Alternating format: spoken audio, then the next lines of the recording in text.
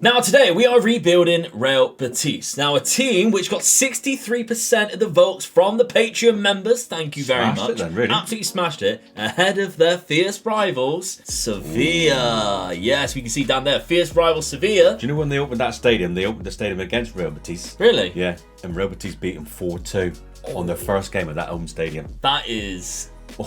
I bet the fans not love great. that. Yeah, absolutely. Because that is, I mean, it's one of the biggest rivalries in Spain, I think. One of the biggest, probably the biggest. If you I'm going to say, I've read that they class this as the biggest derby. They call it the Great Derby. Yeah. But they class it as a bigger derby than what the Real Madrid and Barcelona game is. Yeah. Because that's not city to city. No. It's just two competitive teams, of course, Real Madrid and Barcelona. This is like, they're city. from the same city. Yeah. There's a river in the middle of the city, and they're either side. Oh, is it divided? Yes, divided by the river. Oh, amazing. And they class Real Betis as the poor man's side. Right, the working man's side. The Seville side is the posh side. Right, okay. So it's the working man's class against the posh side. Yeah, right, okay. So they won the La Liga in 1935, a long time ago. Sevilla have also won it once in 1946. So, I mean, I'm not saying that we have a chance to win it because I think Sevilla, obviously, in real life, they look like they could win it this year. They're a good side. Yeah, they're predicted to finish in 4th place. Yeah. We are predicted to finish in 9th, so we have like a less of a team. But what's a bit of a downside for us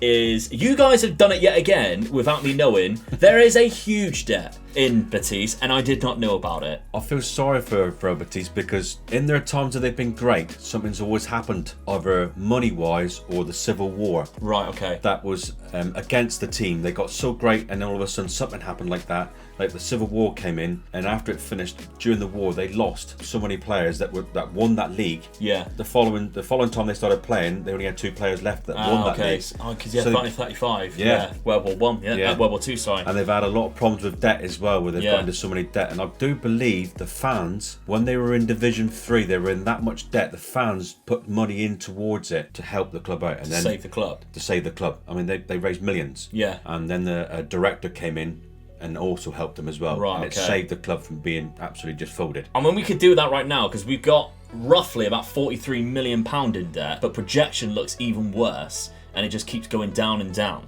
So finances are going to be a problem because they give us no transfer budget at the start. We got £2.96 million.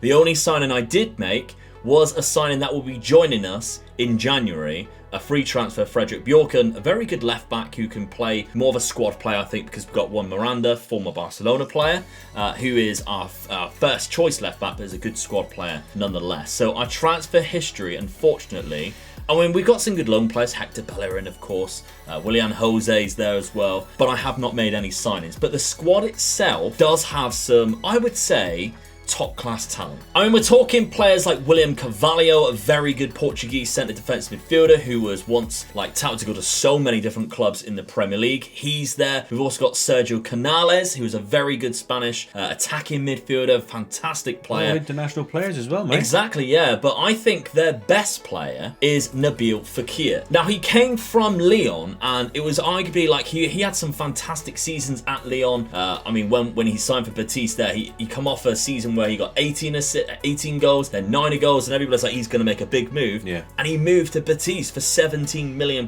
And I think he's a quality player. He's so good going forward. He's fantastic on the ball. Yeah. And I tell you who else is fantastic on the ball. It's the Lawnmower 4.0 from Manscaped. Cupid works hard in February, but our friends at Manscaped are working even harder to ensure that your Valentine's Day is one to remember. With the Performance Package 4.0, equipped with all the right tools for sharpening up your downstairs. And from my experience, the more you look after your balls, the more they get played with. The bundle comes with a Lawnmower 4.0 that has skin-safe technology and an LED light so you can trim your balls outside if you want to be really weird. The package also includes the Weed Whacker for all your nose and ear hair. They've even chucked in a couple of gifts with the travel bag and anti-chafing boxer briefs to keep the plums cool. No, the boxers go underneath the jeans to keep the anti-chafing.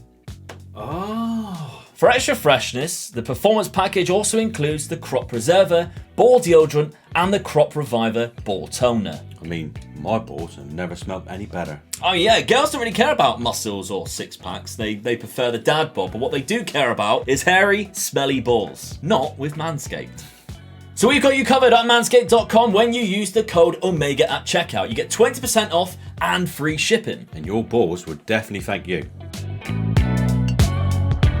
Yes, thank you very much, Manscaped, for sponsoring the video. They really do appreciate it. We had a lot of fun making that. Who would have thought talking about shaving my own bollocks with my dad would be a lot of fun? But there we go. Anyway, how have we done? But basically, we'll take a look at this tactic then that I've created here. A positive 4-2-3-1 with 2 DMs. Now, what they do have, Betis, is 2 really good centre defensive midfielders. I've shown you one of them. They do have 2 of them, though, in the Guido Rodriguez, who he seems to be a recent signing, and he looks absolutely fantastic. Argentinian. He's been there for a few years now, from Club America, but he is great. Arguably, he's better than William Carvalho. That 18 tackling and the positioning, teamwork work rate. Like a good solid midfielder. Things I like about him. So I think 2 ball-winning midfielders, and what I've basically been doing, viewers, and I've been looking up like different styles of play, and I've been toying around with different things. So like slightly shorter passing, but what I have done is where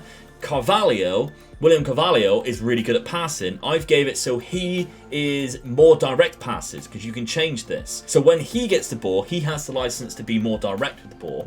Plays the ball over the top, for instance. Whereas like my centre-backs, who aren't as good on the ball, you can see it's set to shorter passing. Same as the pressing side of things. Pressing's very good on Football Manager, but what I don't want is my centre-backs pressing and being caught out of position. So on my centre-backs, less often with the trigger press. Whereas if you look at like my wingers, for instance, it's balanced, which is obviously whatever it's set to in my actual tactic itself. So that's basically what I have done, and I've gone through close down more is even higher here on the trigger press for the fullbacks. That's basically what I set up this tactic to be, and we're kind of funneling the ball into our poacher here, Borja Iglesias, 28 years of age. He is quite good, to be fair. I mean, we've highlighted a few of their good players. He's another one, really.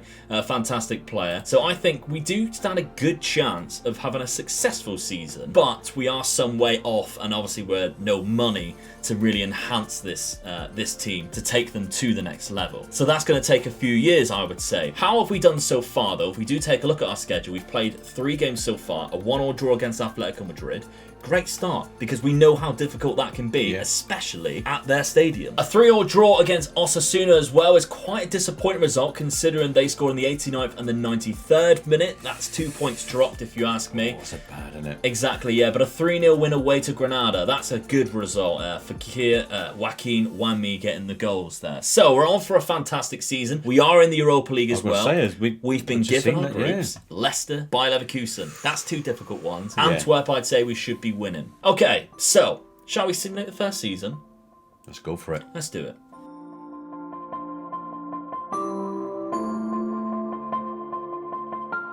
Well, I don't know how we've done it.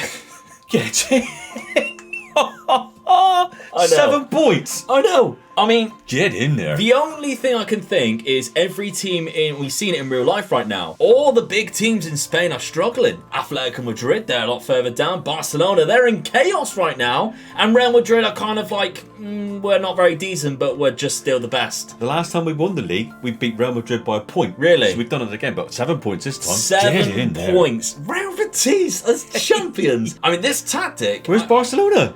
All the way down in 11th. That's mental. Not even in Europe. That's a bad.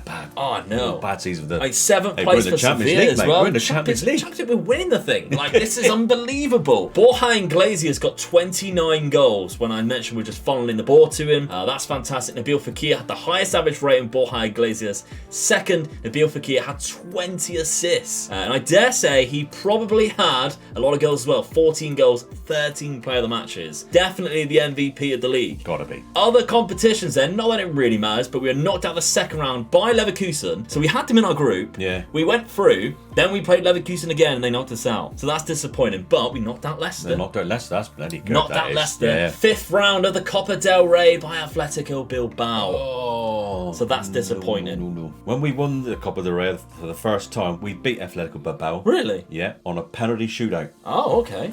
It was either 21 or 22 penalties. No. I've read 2 stories and one was 21, one was 22, but it's Maybe it's 20 like odd. the 22nd was missed or something like that.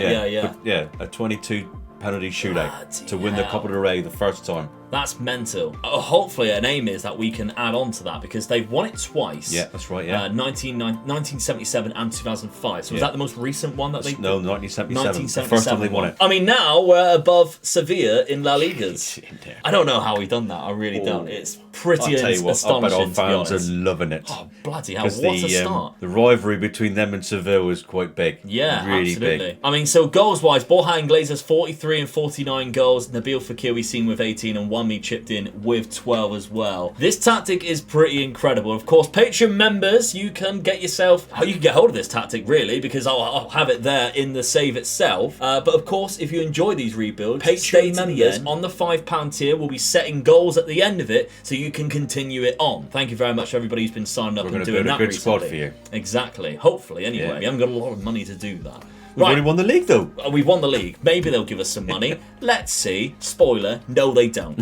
On to season 2. Now, I mentioned William Carvalho being one of our best players. Unfortunately, Real Madrid, who obviously we beat to the league, decided, well, if we can't beat them, we'll buy their best players. Yeah. So, £20 million is what we sold him for, and I guess it's not bad money, considering he is 30 years of age. So, yeah, and obviously he kicked up a bit of a fuss, wanted to leave. But I do think that we have spent quite well to replace, not him, but maybe to bring in replacements. Yeah. First off, £9 million bringing in 25-year-old Spanish midfielder Marc Roca. Now, we actually bought him from Bayern Munich, who bought him from Espanyol a couple of years ago. Never really been used. 9 appearances in the league. It's probably not even... No, they actually are starts. But £7.5 million, I think is a great deal, coming up to £9 million.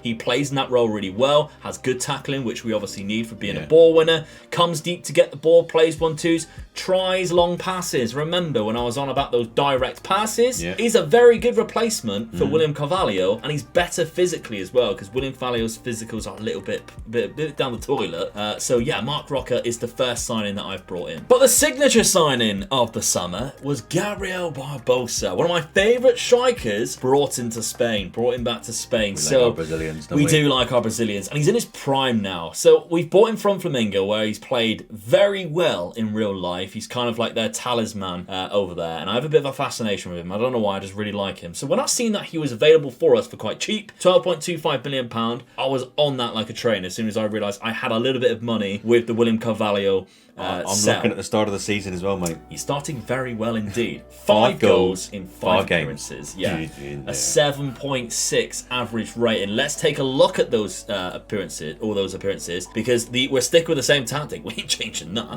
No. But he is going to be the poacher role that we will be playing. We do take a look at our schedule in the games that he has played. First off, Almeria, newly promoted, 3-1 victory. That's where he got his first. He's got 20 penalty taken, so he's our penalty taker as well. Villarreal, a 2-1 win. He gets a brace. Real Sporting, a 3-1 win. He gets another penalty. Getafe, a 2-1 win. He gets another penalty. And Atletico Madrid, a 2-2 draw with Sergio Canales getting a brace. I'll take that result there. Well, drawing against them again, away. Yeah. Yeah. Definitely take that. That's a hell of an hard stadium to go to and even get a point. Yeah, I mean, twice now we've managed to do that at the start of the season. So we've got to be happy with that. Twice going there. Look at our Champions League group though, mate. Champions League is very interesting. Who we got? I mean, what I found even more shocking was that Hibernian's in there, which means they won the Scottish League. Hey. Yeah, they actually won the Scottish League. If you take a look at the Scottish Premiership history, they won it. They beat Rangers and Celtic, which is really different compared, well, not what we're used to in the first season. Funny we should talk about the Scottish link. Right. I found a Scottish link. Right, okay. Right. Back in the day when the team was formed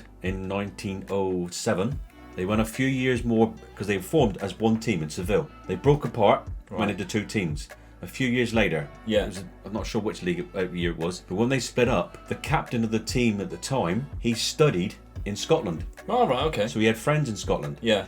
And the regional colours of that region that they're in is green and white. And because he had studied in Scotland, he had friends at Celtic. Right. So he asked them to send him over a shirt and the material that he could use the shirt green and white. But what he wanted to do, he wanted to change it, because we all know green and white in Celtic's colours goes that way. Yeah, and he changed it the other way around. Ah, okay. Because they used to play in blue. Yeah, and so if you look at the away kit down that's here, why they keep it in blue. Yeah, I've always been a big fan of their kits. I think like the green and white obviously is quite close to us because of Plymouth Argyle, but I always think that it's very nice kits. You say Plymouth Argyle as well. What's our fans called? The Green Army. We're called the Green Army. Their fans, they come up with a name and it's called the Green March. Right. Because they've got one of the best away fans that go to away games. Now in Spain, very much like Plymouth Argyle. Yes, in Spain, they don't travel for the away fans. No, not a lot, do they? Because their culture is that they sit down in a bar and watch their games. Yeah. So the away fans don't travel away; they watch it in the bars, and our fans do. Really? They travel, and they call themselves the Green March.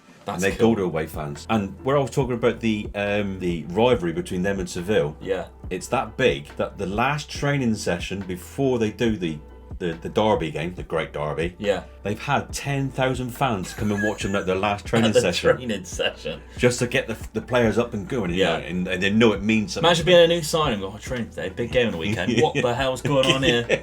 Brilliant. So they call them the Green March. Fantastic. So that's our Champions League group, Man United, Hibernian and Basel. But in the league, we're currently sat in third place, 2 points behind Valencia on the same points as Sevilla. All three teams unbeaten. Barcelona and Real Madrid already taken a loss.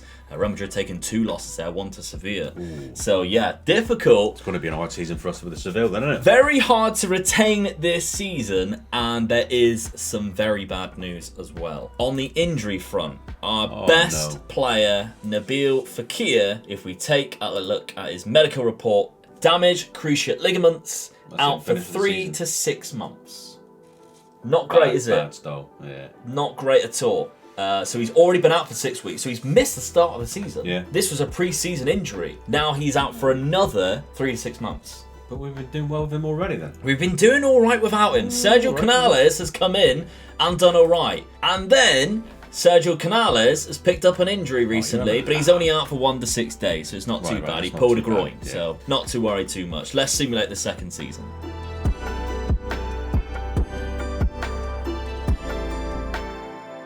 So, the end of the second season, we have dropped 6 positions down into 7th place. I mean, I didn't expect us to retain the title, but I'm a little bit disappointed with the drop-off, but I kind of guess, we had European football last year, so that's not really an excuse. We replaced players quite well. In fact, we added players. Yeah. We didn't really lose a lot of players, so to drop down to 7th place... Lost 13 games. Lost 13 games, and Sevilla's gone up into 4th place. Yeah. So that's difficult for us to take. On the goals front, though, Gabrielle Barbosa scored 30 goals this season. He picked Kylian Mbappe, free transfer Kylian Mbappe to Real Madrid. This is where they all start getting better. Yeah. That's the trouble. I mean, Real Madrid last season are good, and then they've added Mbappe. Yeah. That's the reason why they're champions right now by 7 points there. But still, Barbosa still got the golden boot for the year. 30 goals in 38 appearances with 7 assists and 7 player of the matches. It's good. And in other competitions, unfortunately, we were knocked out of the first round knockout stage by Manchester City, 8-0 in aggregate. It was us and Manchester United who managed to qualify. Man United going through with us in the next Yeah, so we obviously, they drew Wolfsburg, so we obviously finished second in the group.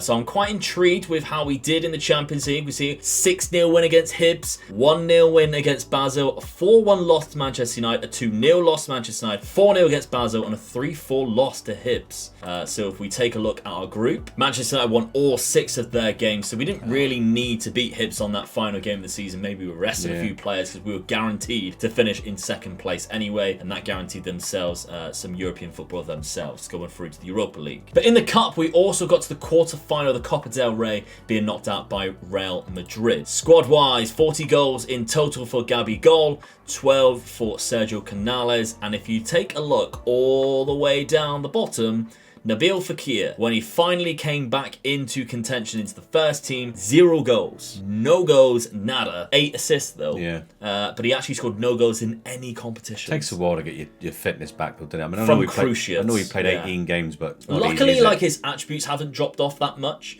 so it doesn't look like he was affected that badly. Do a good pre-season, I think. He could, and he just needs a couple of goals to get him back into the swing of things, really. So, we'll see what we do. Luckily, his value is still quite high as well, because he is our MVP. MVP player. He's the guy that we're relying on. He's the guy that last season's the reason why we won the league, I would say so. Yeah. Let's go into the third season. Before that, quickly, like target. I want to go for just a straight 1,000 this time. 1,000 likes, please. How quick can we get to the 1,000? So How quick can you get there? Can you get there before the end of the Premier? I very much doubt so. No, probably not. So, on the outs, Borja Iglesias, our top scorer from the first season. Now that we've got Gabigol, we didn't really use him last season. I did try and offload him to see if I can maybe make a few signings last season. Couldn't really do it. Unfortunately, we only sold him for £10 million to AZ Alkmaar after he did make 24 appearances, but that was 24 bench appearances. Yeah. And he didn't even score a goal in that. So, after getting 29 the season before, it's a bit of a drop-off. But still, he has gone out the door. In the door, though, Andre Anderson, a free transfer from Lazio, a Brazilian player again, joined his friend. A very good player to pick up on a free transfer. You can play in a few different roles, to be fair. Like, he could be a good backup striker, should we not have Gabigol, because he has got decent physicals, good off the ball and finishing, like 13s and 14s. It's good enough in my opinion, but a very good centre midfielder or an attacking midfielder should we need one. On the other ends though, if we take a look at the start of this season, Rodri was another sign-in that left the door. A youngster, 23 years of age, he went to Real Sociedad. We didn't really use in the last couple of years, so he kicked up a bit of a fuss, £8.25 million. Does have a good potential, but unfortunately, like, we just didn't play him enough, the assistant manager, so he was out the door. Jose Greguera from Sporting Gijon, a very decent centre defensive midfielder who can also play a little bit further up should we need him to. Good Great technique. Passing, exactly. Good first touch, heading ability as well. Adding more squad depth to this. Good stamina as well. He's the other side of it where we've been playing direct football. He plays short, simple passes, but dictates the tempo a little bit more. So that might be the other side of things on the tactic where we are doing a little bit shorter with the passing that we've shown at the start. Centre-back though, we're starting to get a little bit aging in our centre-backs. Bosco Satulo is the centre-back that we have brought in. Very good from Atalanta, 23-year-old Croatian. Got some decent attributes, can also play on the right-hand side as well. We are quite slightly weak from that. So you remember in the first season, we had Hector Bellerin. We didn't sign Hector Bellerin. We had only one right-back last season. Might have cost us. So this guy's good for a backup right-back at the same time. For £6.5 million, I think that's worth it because he didn't really play a lot last season. Hasn't played football since his time at Hellas Verona. But a long signing that I really like. In fact, he's actually left to Rangers in real life, Amad Diallo from Manchester United. Solid player, needs a little bit of game time, and I think we can give him that, and I think he'll be great as a starting player, to be honest. He's on that right-hand side. Very quick, very agile, good on the ball, like Manscaped. So, tactic-wise, let's take a look then. I'm going to keep it as it is, but I'm going to nail Fakir in this role. He needs to stay in that role because that's the role that he benefited most from. 2 seasons ago, obviously last season, I don't think he played there when he came back from injury because that's where he was so deadly for us. He's direct, like we've got him to shoot less often, but he still got involved. That's why he got so many assists. We're still funneling the ball to Gabigol. He's our main goal threat. That's our role in this. So I think that's the best way to go. Schedule-wise, we started off with a 5-0 victory against Real Zaragoza. We did lose to Tottenham. I know you're going to mention it. Lech Poznan in the Europa Conference League. We went through after a 3-1 victory on aggregate, Getafe was a 1-1 draw, but they scored in the 97th minute after we scored in the 90th. Very annoying. Our next game, which is a day later, is Sevilla at home. Big game that's going to be. So, Europa Conference League, this is our group. We should get through it. Hashtag Split is going to be the big one, but Sigma and PAOK, 2 other fairly strong teams that we should come up against, and we should really be better than, considering we were La Liga champions 2 seasons ago. Going back to that Seville game, we were saying about the rivalry about the 2 teams. 2007, it changed a little bit. Right, okay. They had a Seville player, Antonio Peretta, actually died on the pitch. Oh, wow. Of a massive heart attack, and all the players and representatives from both teams attended the funeral, and the president of Real Betis said that we're actually brothers now. So the rivalry between the 2 teams has eased down a little bit now. They don't have so much trouble as what they have, because they had games suspended halfway through games with pitch invasions and things like that. But since calmed down because of that. Since this has happened, it's calmed down a little bit better, which is nice to hear. But it's nice that it's come, but it's a shame it's come because of a tragedy. But one of the things I have read as well, because of the way the fans are, and they're very, very, like up in like football mad as well. When Spain get a hard group game that they play in one of their like World Cups or European Cups, they got a tendency of taking the home game to Seville. Really? Yeah, because they know the support is more fierce there. More passionate. Yeah. Right. So they know it makes it an harder game for the opponents. So they take their hard games to Seville. Yeah, and I think you told me before, Seville's the hottest hottest part of the country. Yeah, yeah. So of course, if they're playing against a team which might not be used to the heat, it's another reason why to take them there. Absolutely. Now, one thing was to note from that schedule was that 5-0 win against Real Zaragoza was that Gabrielle scored all 5 goals. Get in. So if we take a look at our squad, there's only one person who's actually scored another goal in the team at the start of this season, Sergio Canales. So we are literally pinning all of our hopes of scoring any goals on Gabrielle not getting injured. That's dodgy, isn't it? Yeah, so let's simulate this 3rd season and see how we get on.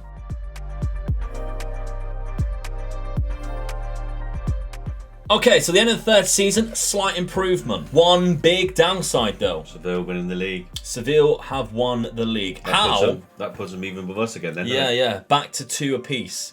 They're a good side. They are fantastic. I mean, we can see how well they're doing this year. We finished in 6th place. We are fair away from the top 4. The good thing I can see coming out of that we only lost 8 games this season. A lot less than what it was before. We drew 11. That's where we lost it. Drew so many, unfortunately. But Gabrielle got 37 goals on his own. Yeah. Can't knock that, can you? No. Nabil Fakir also got 16 assists. He's back in business. So, I mean, this is quite special, really. 56 goals in 56 games from Gabrielle. Not bad Can't knock that, can you? No. Very good performance from him. 37 and 38 league games in total with 3 assists. At least we're still in Europe. That's a good thing. Still in Europe, exactly. Into the Europa League. That's fantastic. Other competitions then, because we were in Europe. Semi-final in the Europa Conference League. It's so unfortunate. Dinamo Moscow went on and beat Rangers in that final. Fenerbahce won it the season before, Leicester the season before that. But Gabrielle also was the top scorer of that as well. Very disappointing there. In the 4th round, knocked out by Cadiz in the Copa. So, I mean, I want to see how this played out then if we go all the way down. Dinamo Moscow drew 2-2 with us at home, and we lost 1-0 when we went to Moscow, which is obviously a difficult place for us to go to. Yeah. I keep saying it. We did already go to Moscow. Win your home games in Europe, haven't you? We did already go to Moscow. We beat them 3-0 to Lokomotiv Moscow. We beat them 3-0 and then drew 1-1 when we came at home. And then we beat the French side Rennes 3-1 at home after drawing 2-2 on aggregate with them. So some big results there. But yeah, I think, the first game against Seville there, 4-1 loss. Obviously, they were the best team in the league this year. So they went on and won that. And we can see there's a big patch here where we're just drawing so many games. That's where we lost the league, really. That's where we lost the league and dropped down quite some bit. Where were we in the league over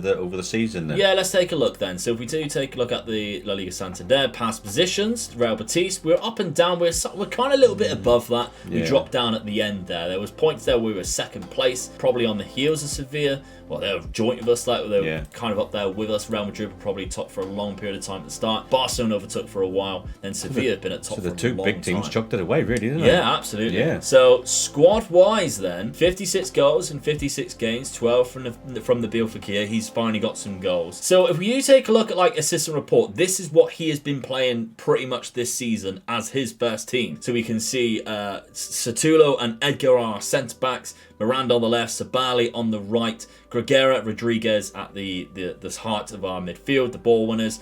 Christian Tello on the left, Fakir in the middle, Diallo, the lone signing, on the right, Gabrielle up top. So people always want to know what basically our assistant is playing after we only secure 1 position. So, squad depth there, we can see the star ratings. Midfield is quite competitive, I'd say, in midfield. And same with centre-backs. After Satulo, Pizzella and Edgar are very similar players. So that's what we're looking at squad-wise. Now, I'm going to bring you to the finances because our original transfer budget this season was £1.5 million. It's not a lot at all. If we do take a look at debts and loans, we're starting to clear the debt ever so slightly. There's £36 million left. They're just not giving us anything. No. This is the 3rd season in a row we've basically had peanuts. You can't blame them, really, because they don't want to be in the same position as what they've been over so many years. Yeah, I get that. Yeah. Our next season minimum guaranteed, they're spoiling us, £2.5 million. So that's what we got to look forward to no matter what. So transfer-wise then, what did we manage to do? Well, one signing that we did make was this man, Evander, but he's joining us at the end of his contract in January. I've already done one of these signings. I've done another one. Yeah. He's Brazilian. I think he's fantastic. Yeah. He's one of the players that I always forget goes out of contract mid-season.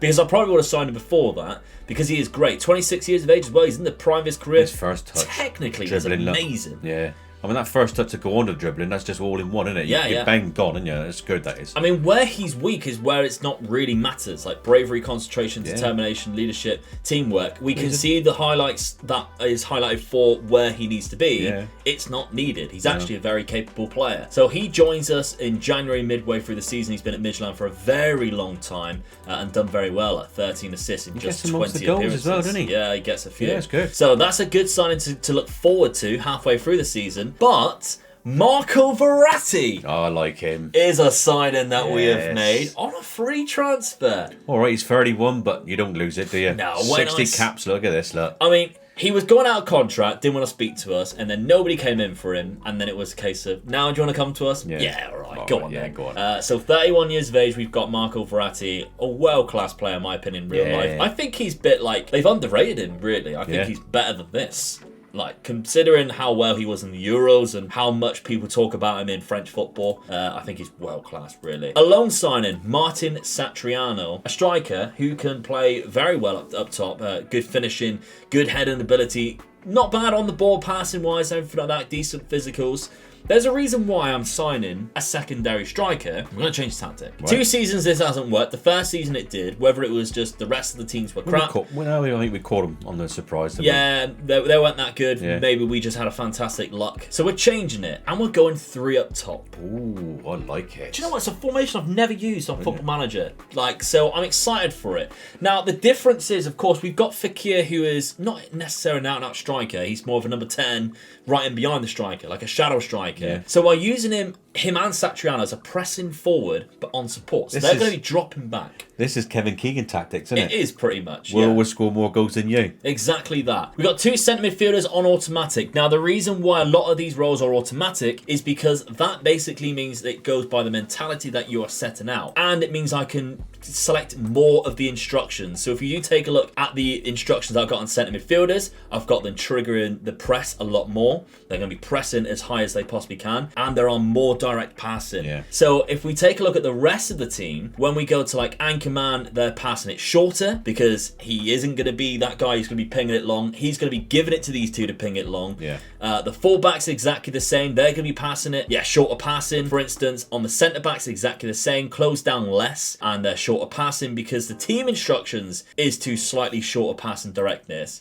But what I've done is change it so that these guys who are good at passing then pass direct. So we're going to see whether this plays a part in how we play next season, where we're going to see a lot of assists from those centre midfielders, or where we're going to see more than just Gabigol scoring the goal. But he is our main poacher still. The other 2 players are supporting roles who drifts into the channels to pick up the ball. That's what I'm liking about this tactic. I like the sound of this. So schedule-wise then, it started off quite well because a 3-1 victory against Osasuna was how we started off. 2 goals from Gabigol. This is a hell of a start. 1-0 against Real Vallecano, Gabigol. 2-2 draw against Barcelona, Nabil Fakir getting 2 after Ansu Fati scored 2. I'll take a 2 draw against them. Absolutely. God, next game though, you're playing Barcelona, then straight on to Real Madrid. Harsh, and then Valencia, then Sevilla, then Athletic Bilbao. It's very difficult. We haven't got a good run for a long time. Europa League, we have got Bayer Leverkusen, Genk, and Maccabi Tel Aviv. Be disappointed if we don't qualify there. We should get through in front of the Belgian team at least. Yeah. Well, the Israeli team and the Belgian team. I think we should be going ahead and defeating those 2. But yeah, I am excited. So the only players that we're nailing in is these front 3 and our goalkeeper. We're kind of set. Let's see if we can score a lot more goals this season. Come on. And so, I would say it's a big improvement, wouldn't you? Definitely, yeah, I'll take that. Up into 3rd place, 72 points. Real Madrid run away with it, 95 points. They're becoming very hard to catch when they've lost 3 games. Yeah, they've got Mbappe and Darwin Núñez now. So 2 really good world-class strikers on the game. Valencia slightly ahead of us on 86 points, slightly 14 points. Thought we would have scored more goals though. That's where. Well, that goal difference. That's goal difference. Remember, so we might be conceding. So we conceded a lot of goals, probably. Yeah, but we finished more points than both Atletico Madrid and Barcelona. Sevilla dropping all the way down to 8th after winning the league. Very much like what we... In fact, no, we only dropped down to 7th place. So, yeah, sort yourself out. Let's take a look at other competitions then, because how do we do? Second round knockout stage by Porto in the Europa League. That's a tricky tie. Yeah, it is. Against Porto. Yeah. And the Copa del Rey against Barcelona. I think the Copa del Rey is one of those things. If you can avoid Barcelona and Real Madrid and get to the final, you stand a chance. Well, when we've won it both times, we haven't played against them two teams, so they've been knocked out somewhere along the line, haven't they? Yeah, exactly. So that's the annoying part of it, because if you take a look at Real Madrid, well, it's so funny, isn't it? It's massive. And you just can't see anybody to beyond it. No, the base of it is massive. That's what cracks me up. But Real Madrid have won it 4 years in a row now. So squad-wise, let's take a look then. Gabrielle scored 55 goals in just 51 appearances, despite having 2 strike partners now. Brilliant. Fakir got 19, Satriano got 17, but they both got 16 assists. So we did score goals. They're feeding him. Yeah. And they're scoring as well. Verratti got 11 assists. We obviously had the new signing come in, Evander, halfway through the season. He played fantastic. Got 1 goal and 6 assists from centre midfield. In 14 appearances, 7.19 average rating. You can't ask much more than that for a player that's never played in the league. No. Average rating, he is up there. He's up there 5th place. We've done very well. Very happy with this season. How many goals did we concede then? That's where I think we've lost it, really. Yeah, probably. So if we do take a look then at this, we go to stages, we can see it a little bit more. So we scored 94 goals. We were the second highest goal scorers behind Real Madrid, but we conceded 63. Yeah. That's where Twice as many as what Real Madrid did. Yeah, exactly. That's where we lost it then. That's where we lost it in terms of goal difference. But I still think we scored a lot of goals to do that. I mean, most dribbles maybe we were up there. If you guys can see, we're going to be nowhere near. But most goals, again, we were the second highest in that.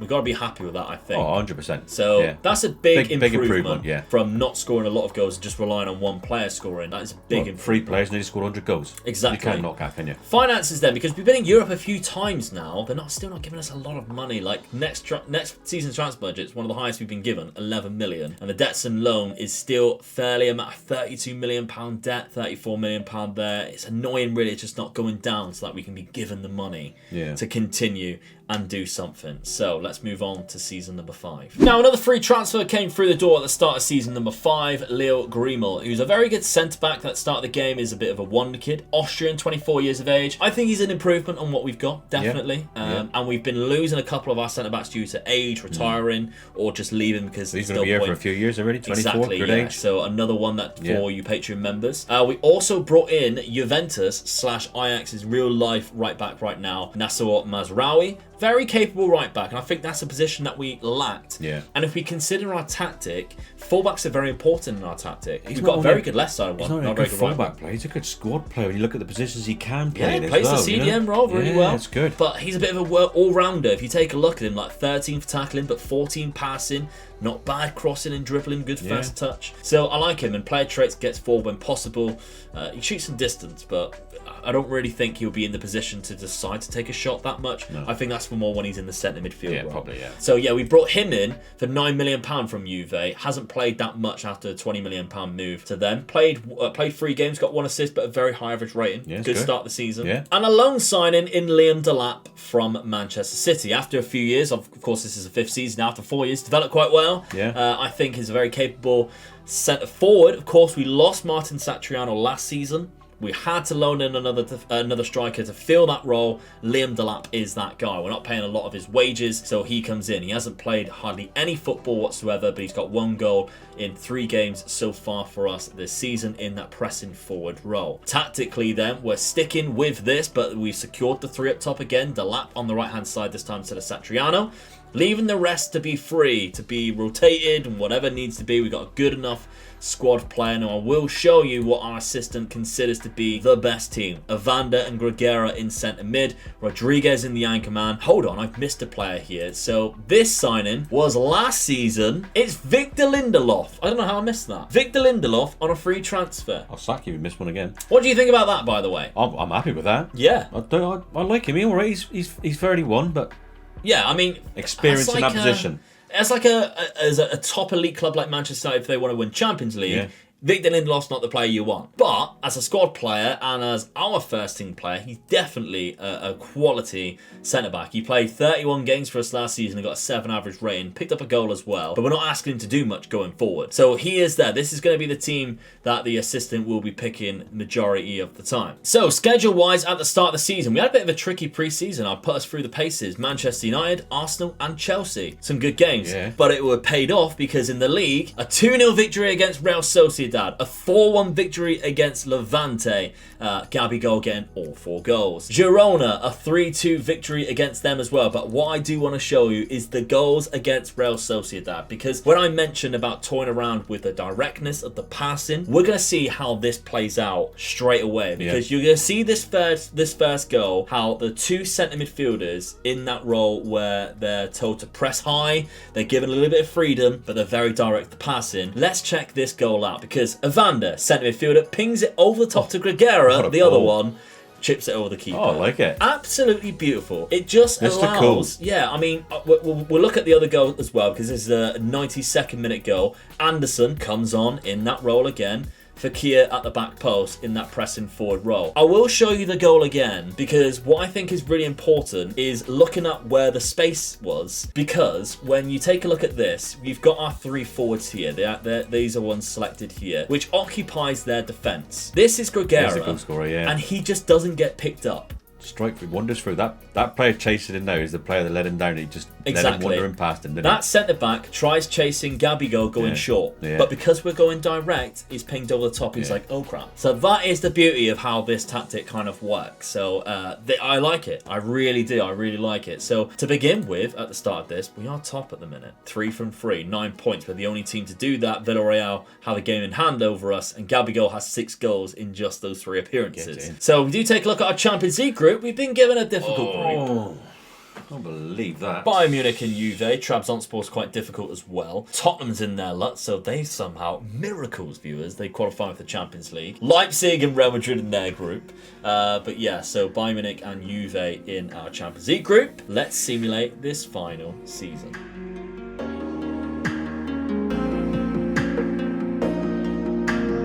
So the final season, finishing 5th place, just outside the top 4. Bilbao and Valencia have crept into the top 4 and done very well. Real Madrid is starting to dominate again. Barcelona beating us there to 4th. Sevilla are lower than us. That's the main reason. That's the main point. We lost 12 games. It's too much, isn't it? Goal difference 24. So yeah, whereas last season we were drawing those. A lot of goals, didn't we? Yeah, where we were drawing those last season, because we drew like 10 or 12 games last season. Yeah. We were losing them this time round. Gabigol got 35 goals though. He's still doing his part, and Fakir's still getting the most assists. It's just defensively we're not as good. Bloody Victor Lindelof. That's why I didn't mention it. Maybe 35 goals in 36 appearances is not bad at all from Gabigol. What a player he is. Got to be happy with that. Yeah. Other competitions though, we had a group of death. If you consider the other 2 that we had in our group. 100%. The only one I think we could have got over would have been Juventus. I think. Yeah. I mean Europa League possibly. Maybe we qualified for Europa League. We were the runners up. Oh no. In the Europa League. Who did we lose to? We went through the group, obviously 2nd place. We got all the way to the final. We lost to Bayer Leverkusen in the final 3-1. It's a very disappointing result there to come up against the German team. Paulinho, Tabsova and Friedrich scored. Liam Delap got an 81st minute consolation goal to make it 2-1, make it a little bit interesting, but they went on and got a 3rd eventually. We were probably pushing for the 2nd one then, weren't we? Yeah, probably we went for it. But let's take a look at the stages then, so we can kind of see how we played and got to that. So we actually played Bilbao in the semi-final and beat the Spanish club there. That was a big game, innit? We beat Mainz on penalties after the 2nd leg in the quarters, and we beat Olympiacos. That's no easy game, really. No, in the second leg, 7-0 against Red Star though, which I think is a 1-legged tie. I can't quite remember. I'm pretty sure it is. We beat them 7-0, so that's quite impressive, really. But maybe that's what stopped us in the league. Yeah. We had a late run on Thursday nights. Yeah, which has obviously cost us. Never helps. And the Copa del Rey, we actually lost in the 4th round. We've never done well in that. No, never done well in that. That's my one disappointment that we didn't do well in. Yeah, Barcelona got a 3-0 victory there. So squad-wise, 47 goals for Gabigol, 16 for Fakir there. A lot of assists from Fakir as well. very talented group of boys. For you Patreon members, you've got £20 million to spend. So what's the goal? What's the goal for the next 5 years? They got £20 million. Well, the best we've done was we won the league, so I expect you to win the league. Yeah, after 5 years, yeah. And win one of the cups, I think. Yeah, I agree. I think we've come close. We've got runners-up in the Europa League. If you can get a Copa del Rey, that would be great. I think that's my main challenge. Win a Copa del Rey. Win the Copa del Rey, and also win a league. In the 5. If you do another 5 seasons, same as what we did, see if you can beat us. Exactly. So that is on the £5 tier on patreon.com/MegaLoopGaming. The link down below is in the description. On the £3 tier where you can vote, we've got some fun ones. I think coming up next week is Burnley 4-4-2 Sean Dyche style. I like it. That is going to be fun, isn't it? I love So Sean. we're chucking in these. I love Sean. If He's you've brilliant. got any ideas, let us know down in the comments, of course, because we're making these a little bit more fun now as well. Yeah. There's some fun ideas in there. So, of course, let us know. We'll add them to Patreon polls where you can vote should you wish to support me as a content creator. Thank you very much for everybody who does do that on Patreon. Of course, Manscaped. Huge thank you to Manscaped for sponsoring the video. I'm looking great now. Yeah, my balls are smooth as plums, like really nice. So thank you very much to Manscaped sponsoring the video. Make sure you check out them. If you want to buy a product, use code Omega at checkout. You get free shipping plus 20% off. Definitely worth it. Look after your balls, they'll look after you, if you know what I mean. Trim the grass to make the yard look bigger, if you know what I mean, Dad. They're definitely. So thank you very much for watching. We'll see you next week for another rebuild. Bye bye.